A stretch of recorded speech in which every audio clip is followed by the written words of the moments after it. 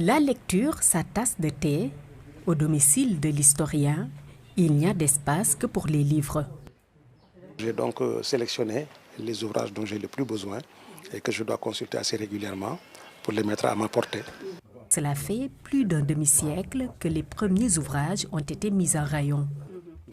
Notamment pendant les années au cours desquelles je préparais l'agrégation, en raison des questions qui sont inscrites au programme, vous êtes donc obligé de vous procurer des ouvrages traitant pratiquement de toutes les questions. Puis ensuite, la passion du livre m'a saisi et j'ai continué à acheter. Et cela s'est ensuite enrichi. Lorsque venu à l'université de Dakar, j'ai commencé mes enseignements et que j'ai eu à encadrer des étudiants. Il m'a fallu essayer de me procurer un certain nombre d'ouvrages que je n'avais pas le temps d'aller chercher à la bibliothèque de l'université. Au total, plus de 7000 ouvrages ont été classés, de grandes collections sur l'histoire, les sciences sociales, la religion, l'économie ou encore la série de que sais-je, une documentation qui ne court pas les rues. C'est avec ce document que le Sénégal devient réellement une colonie, et 14 années avant l'arrivée des Faidherbe.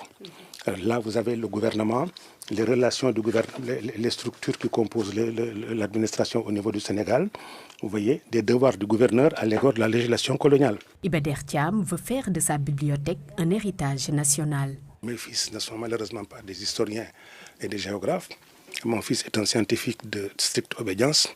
Je suis donc obligé, c'est tout l'ensemble de ces ouvrages-là, de les distribuer avant la fin de ma vie, si Dieu me donne les moyens, aux différentes universités du Sénégal, ainsi qu'au département d'histoire et à l'école normale supérieure où j'ai servi évidemment. La bibliothèque étend ses rayons jusque dans les couloirs, faute d'espace, et pourtant l'enseignant-chercheur compte bien en acquérir d'autres.